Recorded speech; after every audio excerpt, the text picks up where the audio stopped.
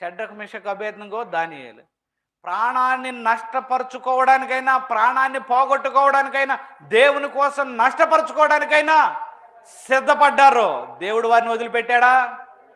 నష్టపరుచుకోవడానికి సిద్ధపడిన వారిని తీసుకొని వెళ్ళి దేశ ప్రధానులుగా కూర్చోబెట్టాడు. హల్లెలూయా. ఎందుకు భయపడతావు? ఏదో ఒక రోజున కుండ బద్దలు కొట్టేసేయ్.